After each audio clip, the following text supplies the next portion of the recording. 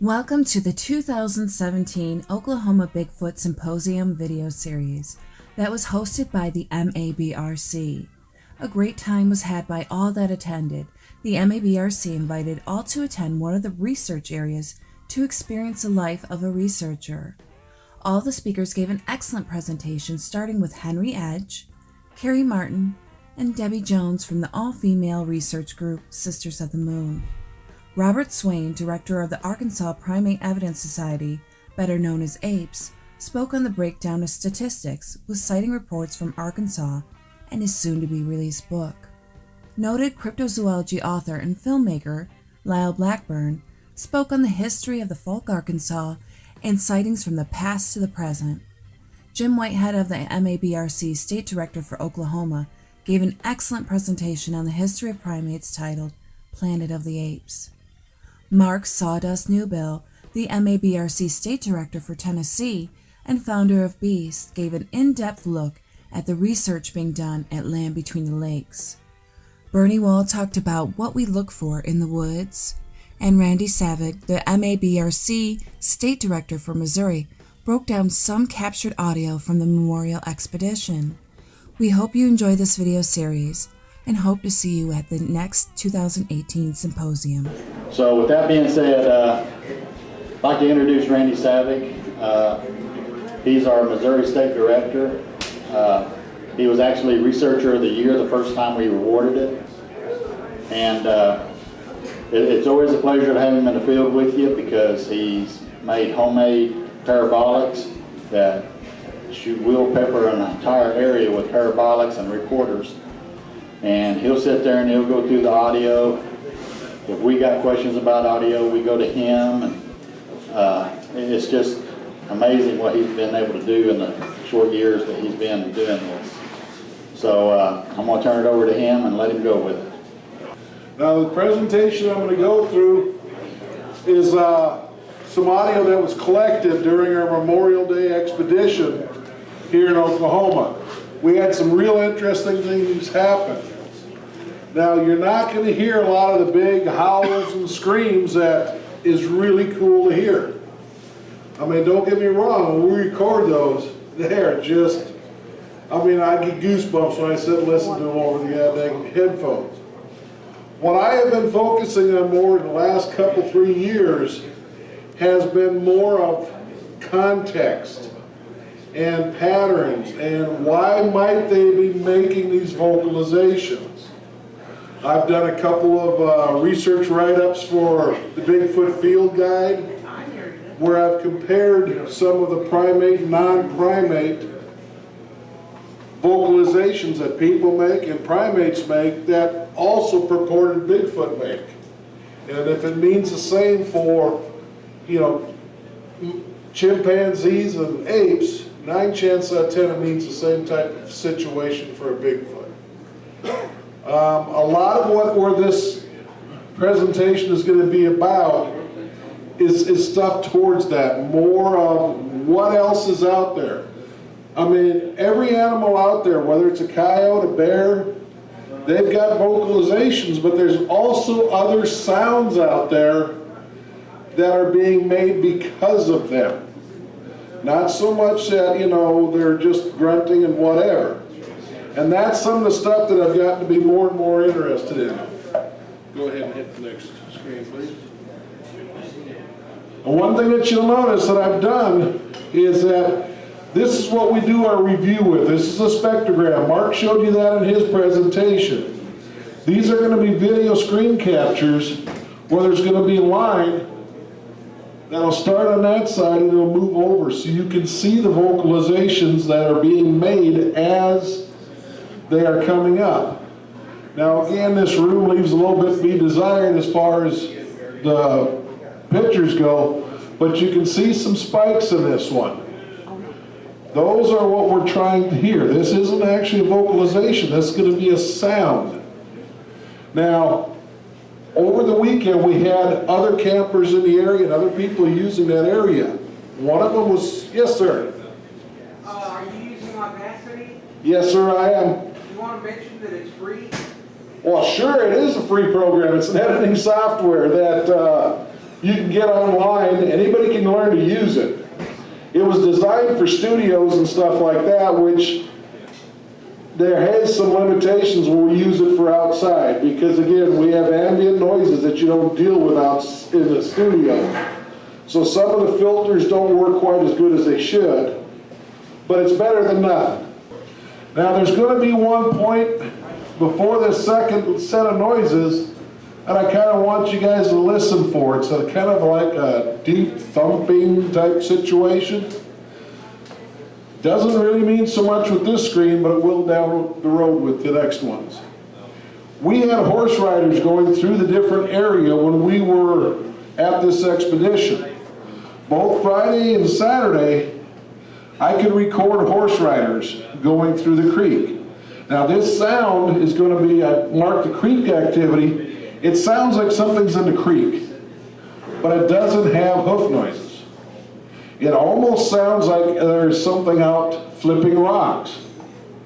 Why don't you go ahead and play that, Darren?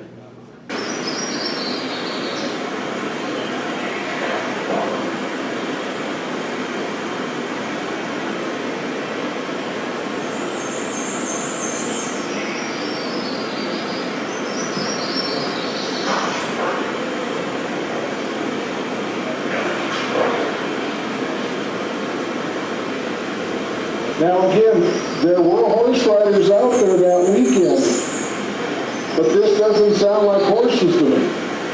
But it is definitely in the Rock Creek. Again, there was a lot of audio that I could compare this with horse riders going through, and it wasn't one of them. This next one is going to be in just a few seconds. Take a real close listen to that one.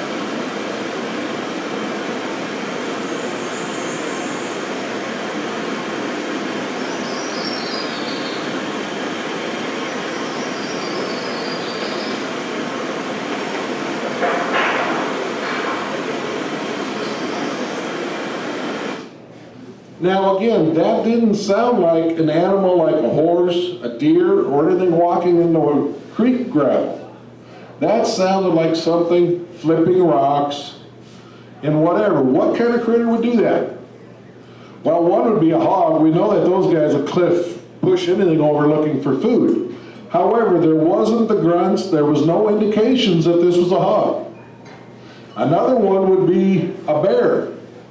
But again, bears very seldom will not make other sounds when they're looking for food.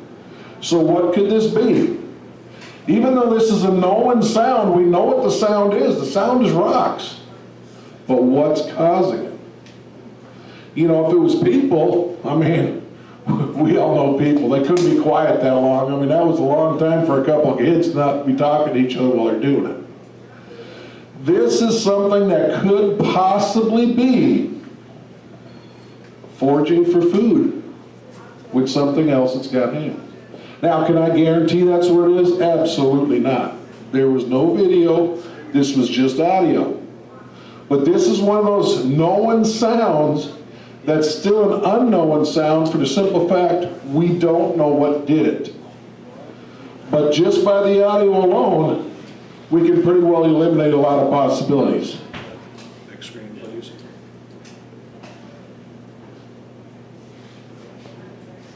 Now this one is a little bit more indicative to purported Bigfoot vocalizations. Now, that first one was recorded about 5 o'clock Sunday evening.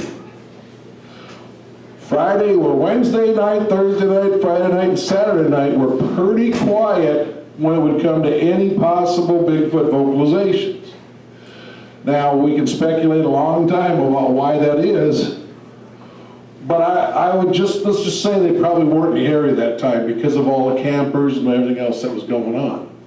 But Sunday, we got those rocks. This happened about 6 o'clock. Now, we didn't hear this at camp, but camp was probably, maybe a half mile from where that double parabolic was set up. And anybody that's done any recording out in the field, a half mile for an audio recorder is like an eternity. I mean, there's a lot of sounds that can be a half mile away, and you will never hear them at camp. We've done what we called the Silent Hills Project, where we've done some tests to find out how far knocks and other vocalizations go. And everybody was thinking that like even a knock was a real long distance vocalization. Well, once we put the theory out, or the hypothesis out, and ran the experiments, we found out that that's not the case. If you're hearing a knock and you're not listening for a knock, it's lucky if it's over 500 foot away. If it's a loud knock, check your back pocket, because they're right on top of you. You know, and just using that type of information, I've related it to all the different audio that I collect. When you've got, let's just take an area that's 6 miles long and 4 miles wide. How many recorders do you need to cover every square inch of it might be vocalizations? If those recorders are more than a half-mile apart in any given direction, you're not going to catch the vocalization. Or if you do, it's going to be a very, very soft vocalization. This is one of those situations. This was a parabolic setup. Again, it was a homemade parabolic that was used to record this. And as faint as this vocalization is, I'm going to say that this was on the edge of hearing with the parabolic. With the parabolic, 3/4 of a mile is the tops that you get with these smaller ones. Now, why I say this is a thought of a possible, hey, that worked. Sorry. A possible Bigfoot is no known animal, coyote, wolf, can do more than a two-tone or even a single-tone howl or vocalization. You know, one thing that's purported in Bigfoot vocalizations, and if you probably, Mark has heard more about it because it's out east more, they call them the yay-hoo. Or again, the vocalization sounds like it's going woo-hoo. There's nothing out in nature that can make that type of vocalization. And these two audio are like that. They're going to have more than one tone. The first one's going to be 3 tones. The third one, because it's deep, it's a little bit harder to hear. In the middle of this, there'll be a possible whoop followed by another longer howl.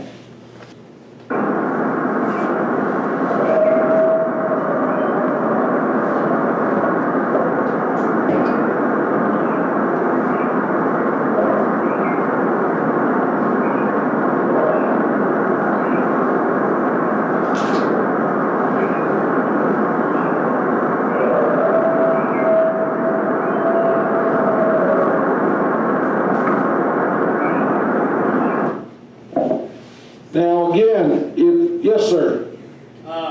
Just to let you know, I had a recording that one of my relatives borrowed my recorder and accidentally left it in their coat pocket and launched. Okay. But it matched that howl exactly. This was from Southwest Oklahoma. Cool, I like it even better. And that thing went off and it set the coyotes off. And then it would scream at them again to shut them up.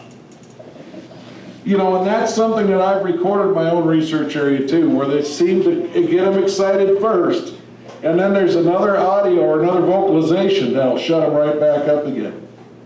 You know, and everybody wants to write out that as, oh, that must just be the alpha male coyote. Well, from my research, and again, I'm not perfect, don't get me wrong, but I spend a lot of hours with headphones on.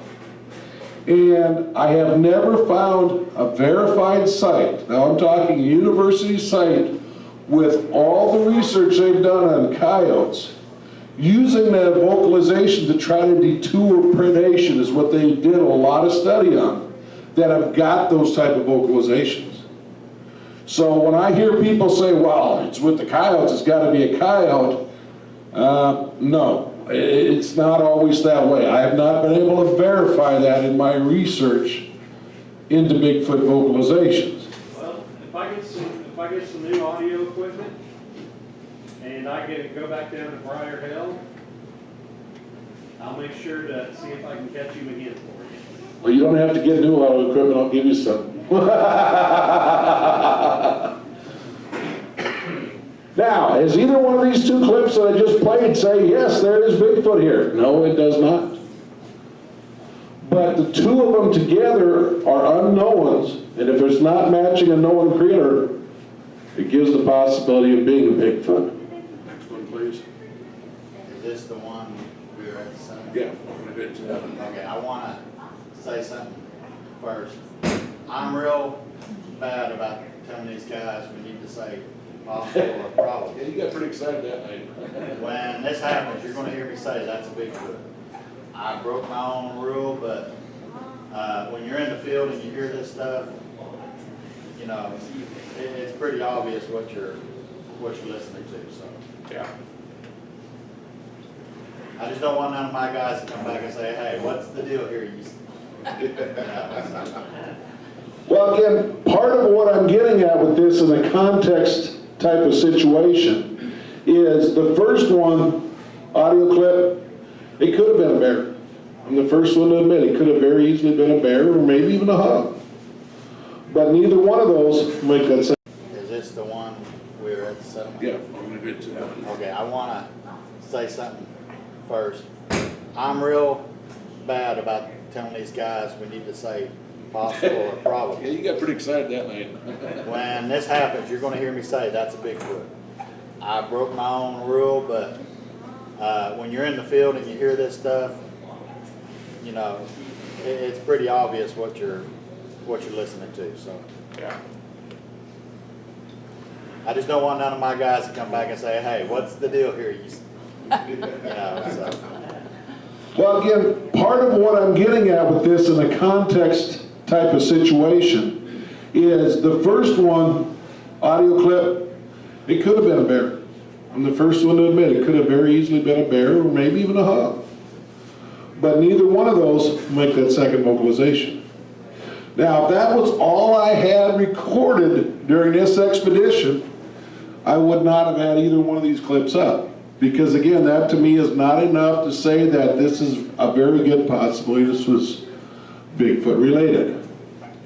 Now that Sunday night, we pulled out, I guess, all the stops, if you will. Some of us had been at camp since Wednesday night. We were pretty dang doggone tired. Part of That was the, pretty bad too. yeah, part of the guys had already went home, so we had a skeleton crew in the camp. Now, Slick is one that's always said, you know, being on Slick time, she always shows up in the middle of the night and stays after everybody goes. She said, hey, now that's when the vocalizations are happening. That's when the entertainment starts. And not that I ever disagreed or thought she was wrong. I had never experienced it till this night. We took off from camp after dark, and we went out to a listening post in a spot that Darren calls a settlement. On the way out there were no signs of people being out there. Saturday night it rained real hard, so it washed away anything that was there. There were no horse tracks on the way out. So again, that first clip, that definitely wasn't a horse going across creek. That second clip, that definitely wasn't somebody out in the woods trying to play vocalization games to get Bigfoot to howl. And on the way out there, we came across a print. The print is back here on the table that was cast that next morning. We all sat and we took a look at that print, and I mean, hey, it was kind of exciting because this was really the only bit of more solid proof that we had some activity going on. We continued on out to the listening post, and we were out there for quite a while. This clip is only about 6 minutes, but I think it's very indicative of what we hear when we're on a listening post and things start to happen. Now, two things about this recording. Number one is Debbie, thank you. She had the recorder out there that I didn't bring mine. I was tired. I had 4 deployed. I had over 200 hours of audio already recorded.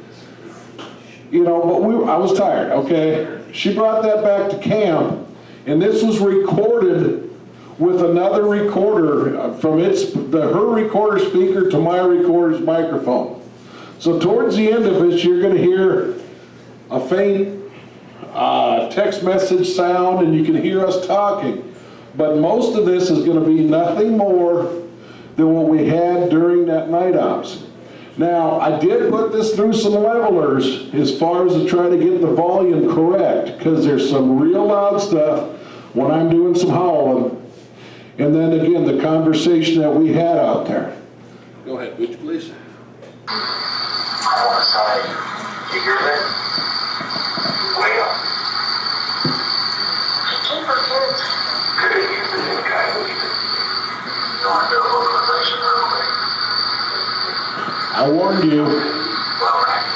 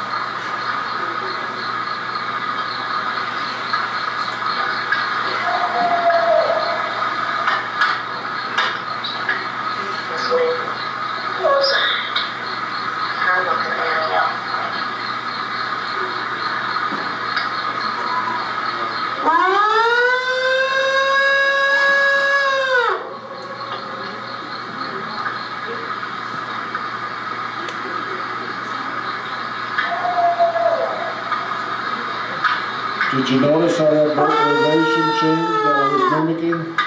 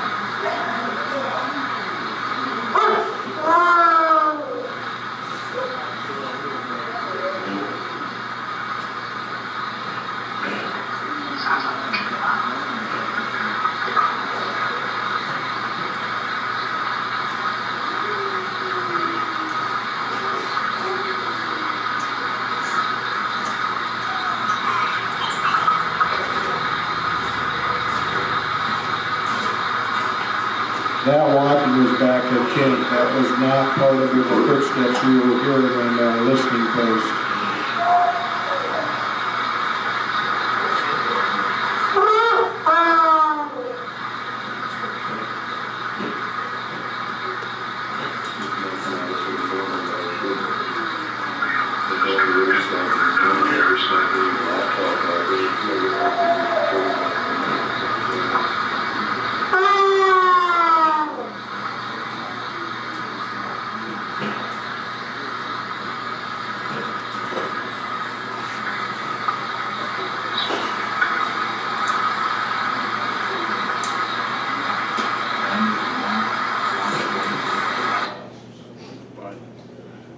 You know, and again, that's some of the stuff we run into in the woods.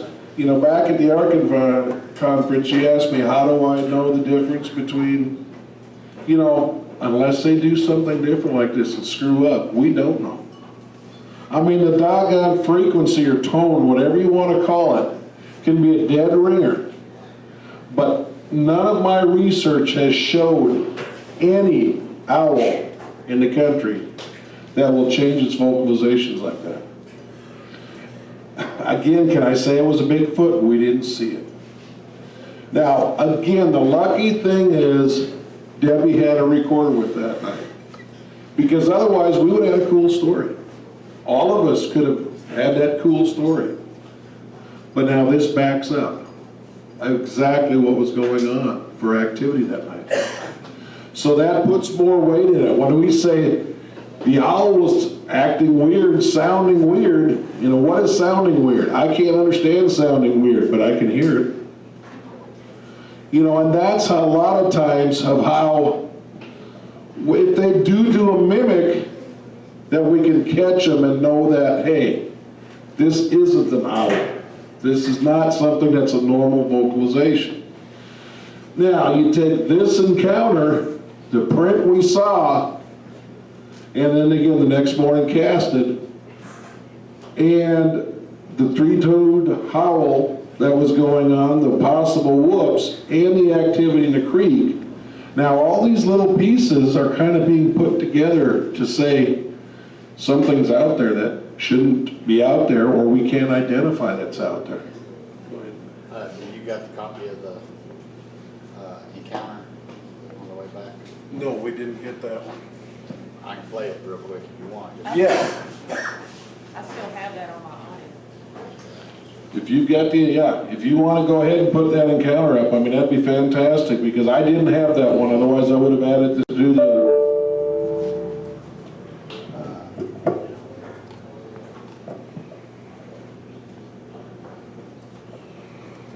That was my work folder, that's why it's got pictures of you in there. Don't want you to think I'm a psycho or anything. He believes in them crazy hairy monkeys in the woods, he might be. That was your ID badge stuff, so. Yeah, let me find it here. But again, you know, that's the part that I've been looking at. Whenever you're ready, Darren, just stop me. More and more when it comes to this audio, you know, Mark had talked about expeditions. You know, expeditions can be really cool. And yes, you get a ton of knowledge, ton of new idea changes. But what it also can do is it can bring the best of the best in. You know, Darren, excellent with thermal. I don't know the first thing about it, and I can't even read a thermal. To me, it's a blip on the screen. You know, there's people, Mark does a lot of good video work.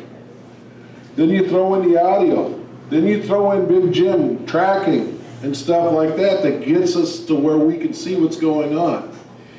Each person with their little niche or specialty, however you want to call it, when we can collaborate each other's evidence, where his thermal, when he was recording that, there was these sounds being made.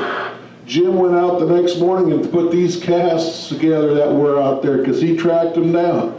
All of that stuff makes a lot stronger of a case to try to prove the existence of Bigfoot. Okay, now let me kind of set this up for everybody. We were on our way back after what happened at the settlement.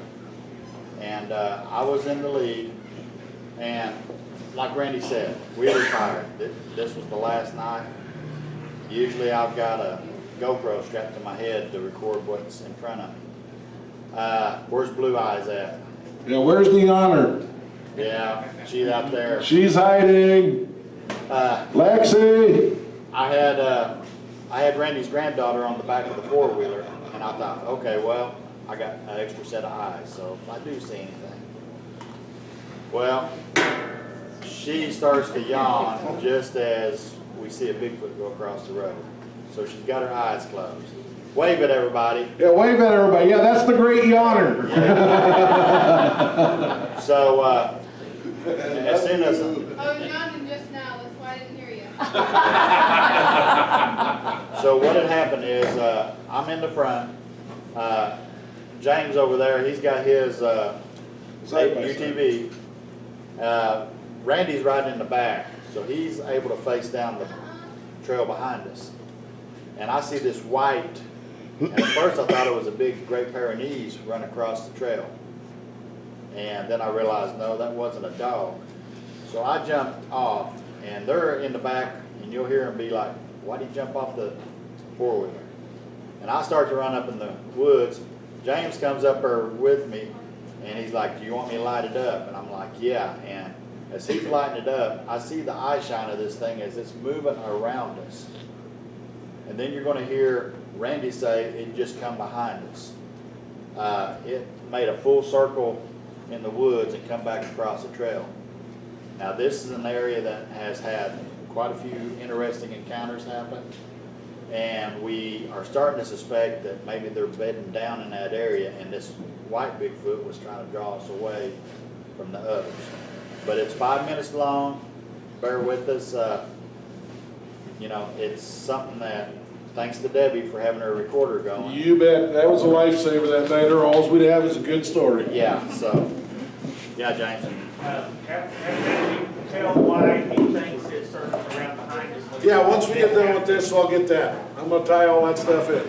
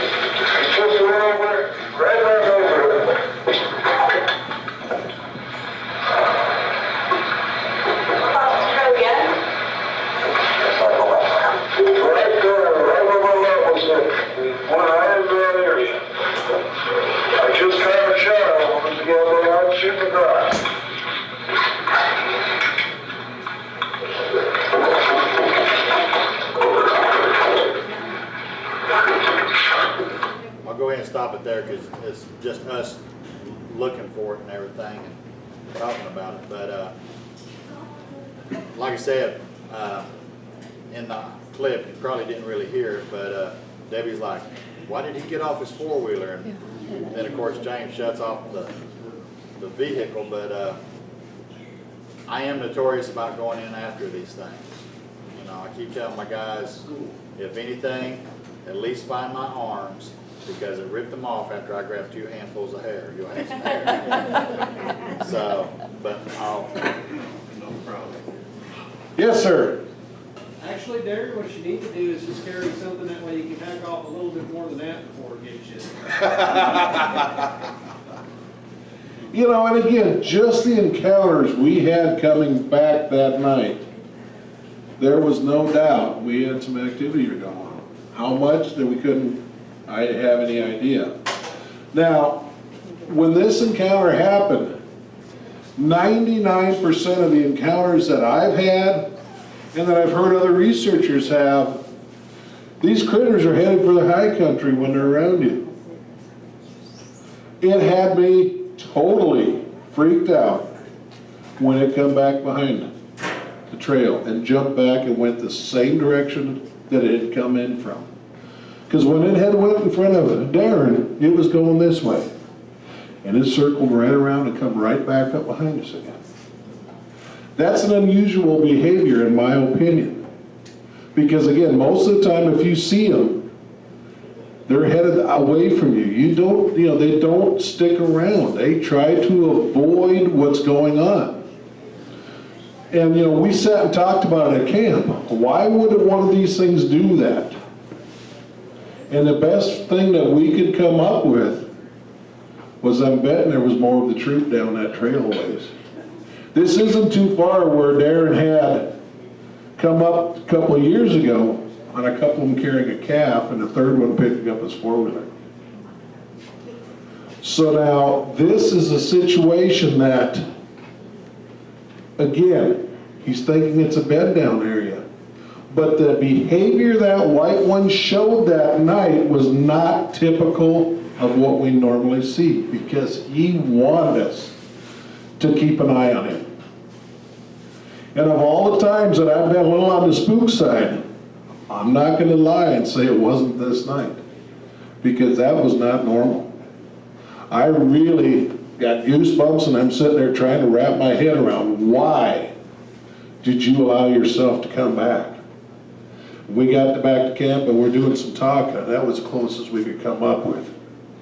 But now you take a look at this, the clips that I've showed so far today. Something in the rocks, flipping rocks over. We all know what lives under rocks: frogs, snakes, salamanders, lizards, tiny little morsels. Then we had the howls. And then we had the stuff, saw the print on the way out to the listening post. At the listening post, we had one that was there. We could hear it walk across the water. It was in, it played with us for a while, figured out who we were, and then it walked back across the water. Then we were out there probably 45 minutes that night. I'd say probably about an hour. And again, nothing more really happened when we were on the listening post. And then we go, and all of a sudden, boom, we're right back in activity again. And if nothing else happened the rest of the night, this, in my opinion, is a successful, very successful expedition. However, that's not the way it went.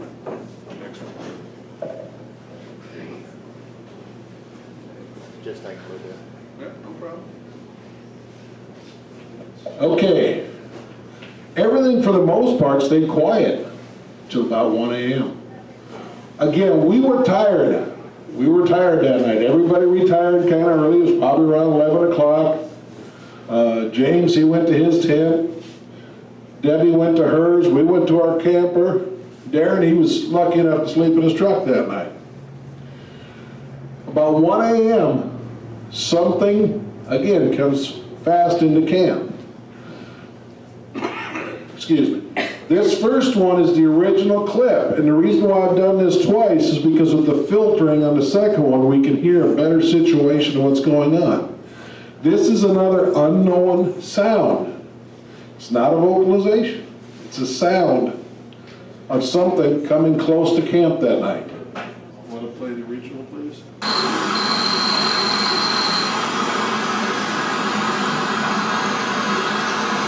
Something heavy approaches.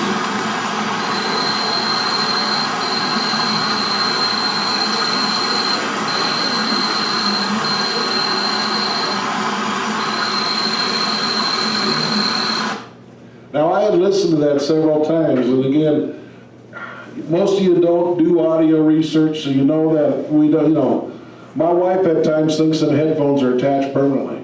I spend a lot of hours with, yes, dear, a lot of hours with headphones on, and this sounds better in headphones than it does through, unless we would really crank this thing up, it sounds better. We also, with Audacity, use some things called filters. Okay, there's some sounds in there I don't need to hear because I know it has nothing to do with the sounds that I'm wanting. If you even just take a look at spectrograms, they look different.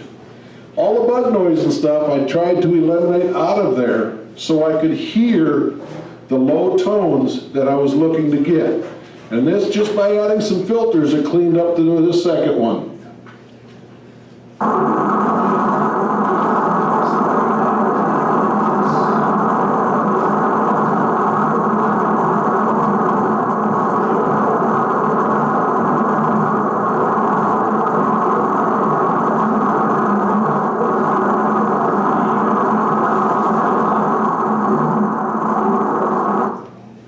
Now, there's a lot of reports of people seeing these things, instead of standing on 2 feet, down in what we call 4x4 mode.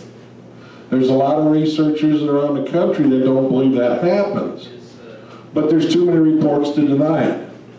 Now, when listening to this second one, it was easier to hear. It sounds like something, for lack of a better way of putting it, is galloping up the sandbar to where the camp was at. But again, there's no hoof sounds. And again, the spectrogram, and Darren will have this stuff on the website so that the spectrograms can be seen a bit better. But there's 2 different signatures and tones, which tells me those 2 critters, it wasn't just one like I originally thought, it was 2. Because each one of them has got a different sound to their steps, their run, whatever you want to call it. That has to do with weight, that has to do with the size of foot or whatever's doing it.